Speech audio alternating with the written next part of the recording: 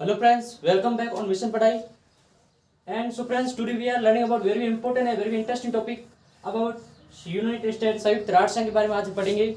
आज इस मिशन पढ़ाई मेरे इस यूट्यूब चैनल पर आपके बहुत इंटरेस्टिंग चैनल में टॉपिक बताने वाला हूँ, वो है संयुक्त राष्ट्र संघ।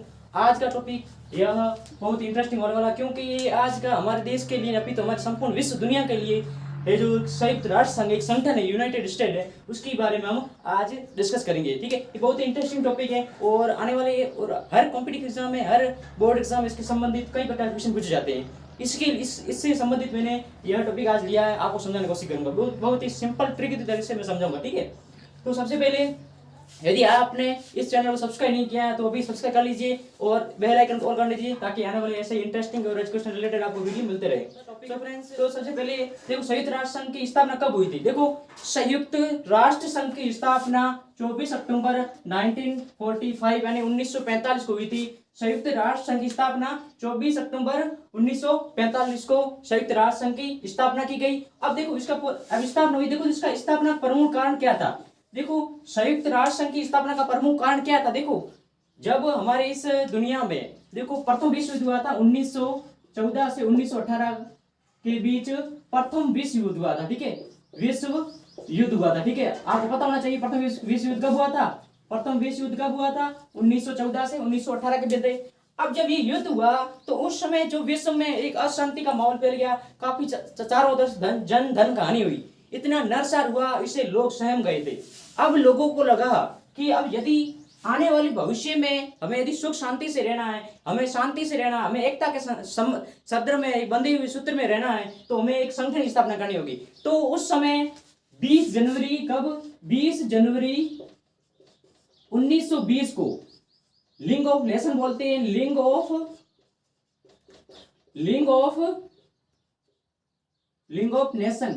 ऑफ नेशन की स्थापना की गई, जिसे क्या बोलते हैं अपन, जिसे अपन बोलते हैं राष्ट्रीय संघ बोलते हैं, राष्ट्र संघ बोलते हैं। इसे लीग ऑफ नेशन की स्थापना 1920 को होगी, जिसका पूरा इसको वापस कहते हैं क्या बोलते हैं, इसको बोलते हैं राष्ट्र संघ। संयुक्त राष्ट्र नहीं अपितु राष्ट्र संघ, सिर्फ राष्ट्र संघ बोलते हैं। इसकी स्थापना हुई थी 1920 को। इसका प्रमुख कार्य था विश्व में शांति फैलाना। लेकिन क्या हुआ कि यह जो लीग ऑफ नेशन था, यह विश्व में एकता और एक शांति बनाने में असफल रहा। इसी के कारण सन 1939 से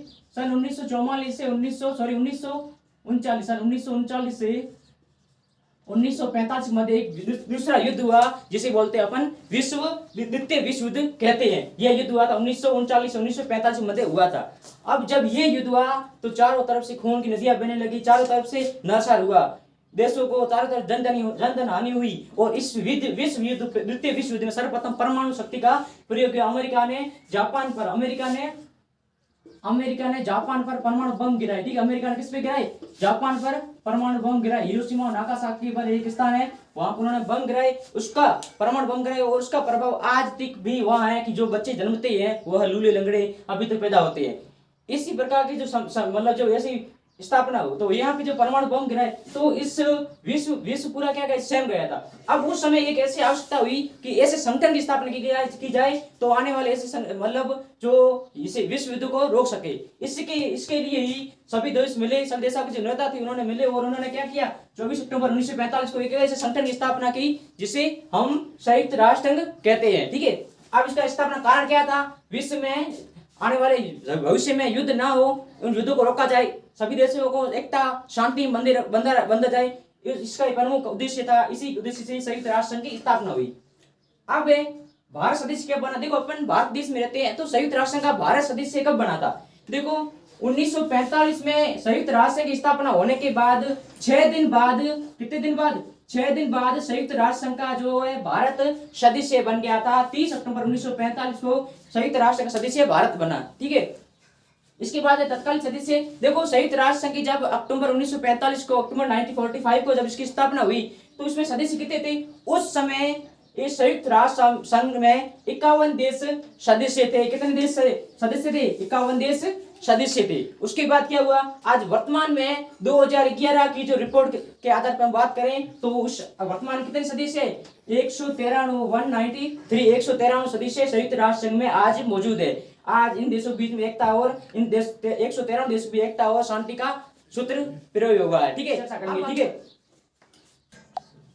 देखो संयुक्त राष्ट्र संघ का जो प्रमुख पद कौन सा होता है। देखो संयुक्त, अपन जैसे देश की बात करें तो भारत में, अपन देश में किस प्रकार का राष्ट्रपति पद होती है, मेन पद होती है, उसी प्रकार संयुक्त राष्ट्र संघ में कौन सा बड़ा पद होता है जो सभी संयुक्त राष्ट्र को संभालने का कार्य करता है। देखो संयुक्त राष्ट्र संघ सबसे बड़ा पद होता है वह है महासचिव का। कौन सा पद है? महासचिव। महासचिव एक ऐसा व्यक्ति होता है जो संयुक्त राष्ट्र संघ का मुख्य होता है।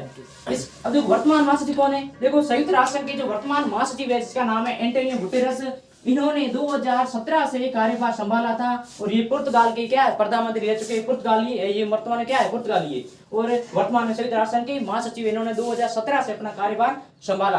कार्यकाल कितना संयुक्त राष्ट्र संघ का? देखो संयुक्त राष्ट्र संघ का लगभग 5 वर्ष तक कार्यकाल माना जाता है, परंतु यदि जो महासचिव है वह इसको अत्यधिक समर्थन मिलता है तो वह इसे अधिक समय तक भी दोबारा भी रह सकता है। ठीक है, अब संयुक्त राष्ट्र संघ में वर्तमान समय में देखें 1945 से लगाकर 2020 तक लगभग संयुक्त राष्ट्र संघ में कितने 9 महासचिव हो चुके हैं। इसमें से पहले थे संयुक्त राष्ट्र संघ सबसे पहले महासचिव थे ह्यू थाट।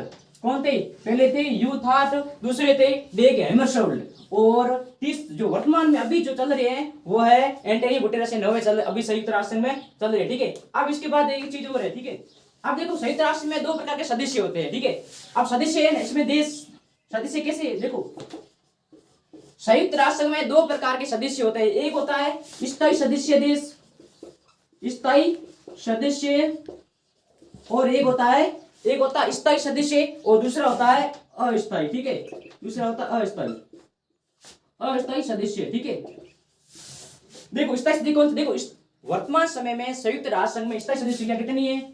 5 है, और अस्थायी सदस्य कितने हैं? जो वर्तमान समय अस्थायी सदस्य कितनी संख्या है? लगभग 10 मान जाती। परंतु मतलब स्थायी सदस्य क्या होते हैं? इनमें कौन कौन सी है? इसमें चीन शामिल है स्थायी सदस्य में, फ्रांस शामिल है, ब्रिटेन शामिल है, अमेरिका शामिल है।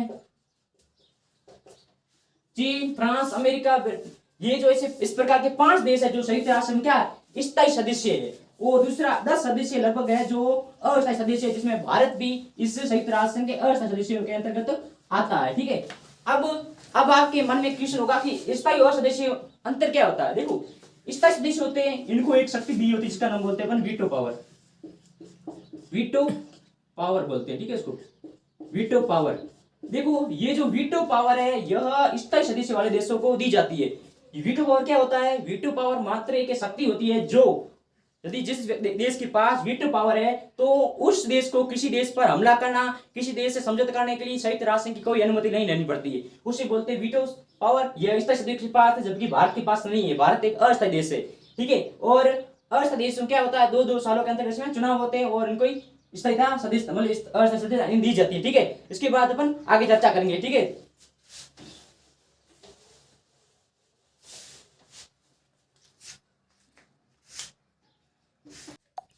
देखो संयुक्त राष्ट्र संघ के प्रमुख क्या कार्य होते हैं। देखो हर कोई संगठन होता है, उसके स्थापना क्यों किया जाती है, उसका कोई कार्य होते हैं। ठीक है, उसी तरह इसकी संयुक्त राष्ट्र संघ क्या कार्य? देखो संयुक्त राष्ट्र संघ के पहला कार्य है विश्व शांति और एकता बढ़ाना। देखो संपूर्ण विश्व में सुख हो, शांति हो, एकता बढ़े, अलग देशों के अंदर शांति एकता का भाव बढ़े, यह संयुक्त राष्ट्र संघ का प्रथम दायित्व माना जाता है, उसका प्रमुख कार्य माना जाता है। दूसरा संयुक्त राष्ट्र संघ का प्रमुख कार्य है वह है युद्धों से रोकना। देखो देशों के आपसी देशों पर तनाव को कम करना, साथ ही तनाव कारण होने वाले युद्धों को रोकना, आप देशों को समझाना, युद्ध न करने देना, यही संयुक्त राष्ट्र संघ का दूसरा कार्य माना जाता है। तीसरा कारण हो सकता है, तीसरा प्रमुख कार्य है वैश्विक समस्या का समाधान। देखो आज के समय में वैश्विक स्तर कई समस्याएं हैं जिनका मिलकर निपटाना किया जा सकता है। यह संयुक्त राष्ट्र संघ है, इसको संपूर्ण देशों को मिलकर वैश्विक स्तर की समस्याओं को निपटाने का प्रमुख कार्य करता है। और चौथा कार्य आपसी प्रेम बढ़ा देना। संयुक्त राष्ट्र का प्रमुख ये कार्य होता है कि देश जो इस संसार में जितने देश है वो आपस में एक प्रेम भाव से रहे,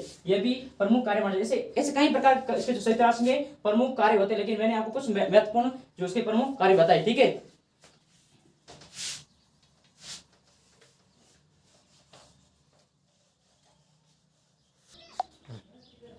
देखो फ्रेंड्स संयुक्त राष्ट्र संघ का जो लोगो क्या है, देखो हर जो संगठन होता है उसका एक लोगो बना होता है। इसी प्रकार संयुक्त राष्ट्र संघ क्या लोगो है? देखो संयुक्त राष्ट्र संघ का ऐसा लोगो है जिसमें चारों तरफ विश्व का नक्शा है और विश्व के नक्शे के चारों तरफ क्या जैतून वृक्ष है, उसकी पत्तियां है।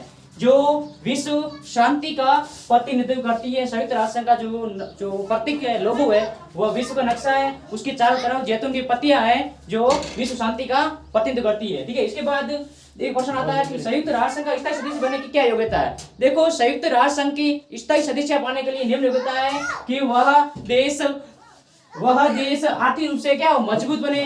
ठीक है, कि संयुक्त राष्ट्र संघ का सदस्य बनने के लिए निम्न योग्यता कि वह देश आर्थिक रूप से मजबूत हो, उस देश की जनसंख्या अधिक होनी चाहिए, वह देश मानवाधिकार को सम्मान करता हो, उसका संयुक्त राष्ट्र संघ के विकास में अधिक योगदान हो, उसके संयुक्त राष्ट्र संघ का जो बजट है उस बजट में भी उस देश का अधिक योगदान हो। यदि यह विशेषता किसी देश के पास है तो वह संयुक्त राष्ट्र संघ का स्थायी सदस्य बनने की योग्यता रखता है। हाँ, भारत संयुक्त राष्ट्र संघ की स्थायी बनने की योग्यता रखता है। भारत के क्षेत्रफल अधिक है, भारत की जनसंख्या भी अधिक है, भारत मानवाधिकार का सम्मान करता है, भारत लोकतंत्री देश है, भारत संयुक्त राष्ट्र के विकास के बजट अधिक देता है। परंतु भारत के जो पड़ोसी देश है वो इसका विरोध करते हैं। इस कारण भारत को अभी तक स्थायी सदस्यता नहीं दी गई है। और एक चीज और है, मैं आपसे माफी मांगना चाहूंगा क्योंकि मैंने बताया था, देखो संयुक्त राष्ट्र संघ के पहले महासचिव क्या कौन थे? ट्राइगव ली थे। पहले थे ट्राइगव ली थे, दूसरे थे डेग हमरशोल्ड और तीसरे थे यूथार्ट। तीसरे यूथार्ट थे। ठीक है, और जो अभी जो नवे है वो है एंटोनियो गुटेरेस। ये इसके लिए मैं समझ चाहूंगा। ठीक है, अब ये चीजें थी। ठीक है, संयुक्त राष्ट्र संघ के बारे में बहुत ही शॉर्ट तरीके से जो मैं जानकारी थी मैंने आपको देने की कोशिश की। यदि ये जानकारी आपको अच्छी लगी तो इस चैनल को सब्सक्राइब करना, लाइक करना ताकि और बेल आइकन ऑन करना ताकि आने वाले ऐसे ही एजुकेशन रिलेटेड आपको वीडियो मिलते रहे। ठीक है।